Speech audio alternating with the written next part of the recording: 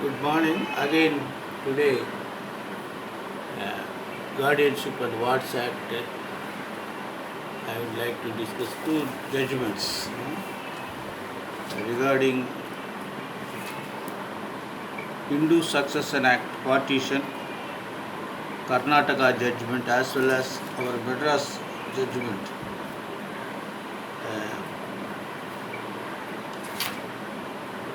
Hindu Minority and Guardianship Act, Section 6 and 11.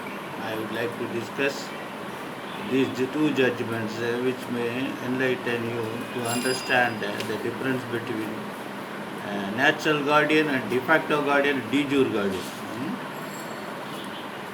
So, AR 2020 Karnataka 92, Susila versus VU Umayya, Section 6A 4 of Hindu Succession Act. 6 is pertaining to copassionary property, that means ancestral property, jointly holding the property by hereditary. This should be understood. Actually, what had happened? Properties were originally owned and possessed by Puttappa. Upon his death, it was held by Belliyappa and Kariyappa, thereafter by Uttaya and Muttanna. Both Uttaya and Muttanna are dead. Plaintiffs are taking time to share of their father Uttaya. Because the partition sought for was turned down by the defendant too, therefore the fight. The defendant stand was that the plaintiff as well as defendant being Kodava's family, this married wife, married daughters and female heirs have no right to claim partition. That was their stand. They say that the plaintiffs were never in possession of suit property and they have already sold certain lands and thereafter the following issues were framed by the lower court. Whether the plaintiff proved the suit scheduled property, joint family properties of them and the defendants and they have been deemed joint possession of suit property. Whether the plaintiff proves that the plaintiff number 1 has got 1/3 share in the suit scheduled property. Whether defendant 3 proves that he has given valuable gold jewellery to the plaintiff and defendant 2 and in lieu of their share as content para 2 of our written statement. Then what degree are ordered? The lower court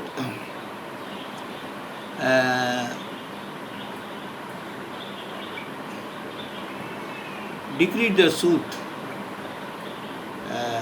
holding that plaintiffs are entitled for the 1/3 share of the property on the ground that the claim of the defendants were not been approved. Then against that appeal was prepared. Appellate court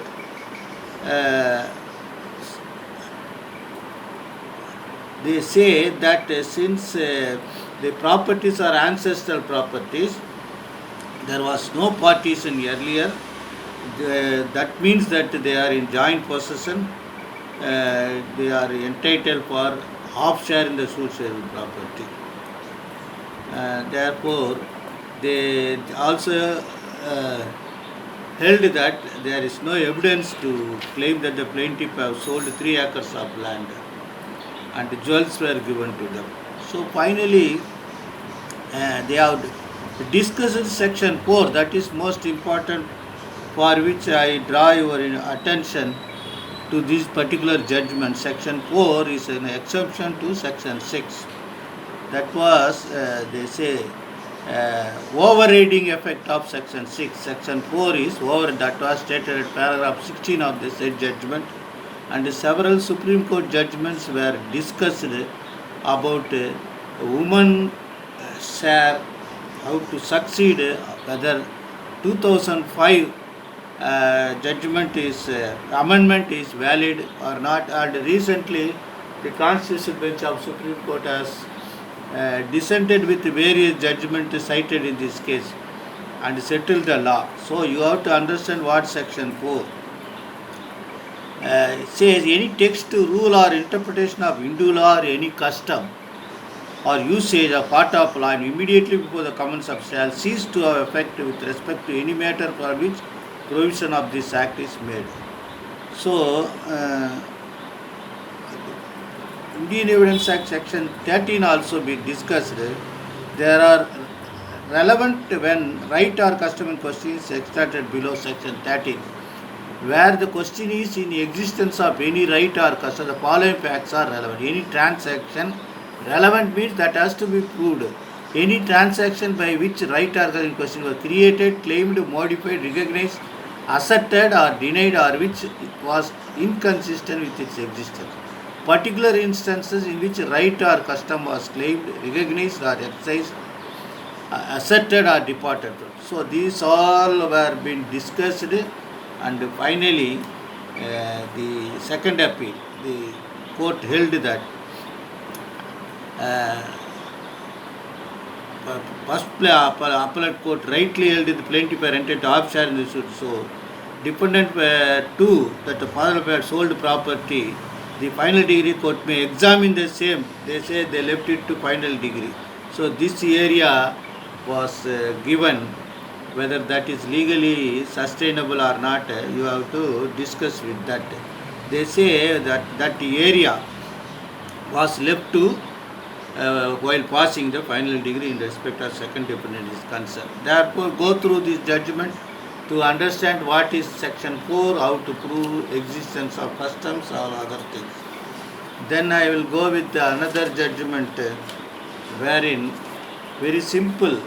AR 2020 Madras 147 K. Ratna vs. Gopalakrishnan Dadar. Here the property was alienated by the de facto guardian. Under section 6 of Hindu Minority Guardianship Act, foster mother or foster father cannot be construed as natural guardian. As best they can be termed as de facto guardian. Section 11 prohibits alienation of minor property by de facto guardian, alienation by foster mother. Therefore, the entire case, if you read it carefully, you could understand how this had happened. The plaintiff has stated that the suit property was purchased by him along with paternal uncle Marakal during his minority. Therefore, subsequently, he filed an application for disposal of the to mortgage the property by filing GWOP,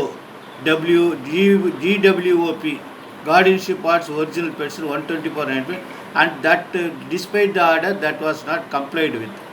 Thereafter, he sold it without permission of the court. Therefore, the Honorable High Court set aside that judgment and holding that in view of the Section 6 Hindu Minority and Guardianship Act 1956, which defines the natural guardian of minor and their property. Foster mother, that means adopted mother, or who brings up or foster mother or father cannot be considered as a natural guardian. Therefore, the question of law was answered and second appeal was dismissed. Section 11 prohibits an alienation of minor property by the de facto guardian in view of Section 11. The alienation by Marakal of the share of the minor would become void ab initio. That is most important. Therefore, whenever client approaches you for selling minor's property, you must properly advise them that this GWOP must be filed and the permission of the court should be obtained while disposing the property.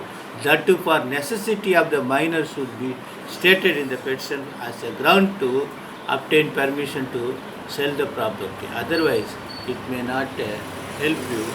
The purchaser who purchased subsequently and he will be troubled in defending the litigations or litigation may not be in a better position to enjoy the property also. Therefore, being advocates and lawyers, you should be very careful to read the judgment. Best you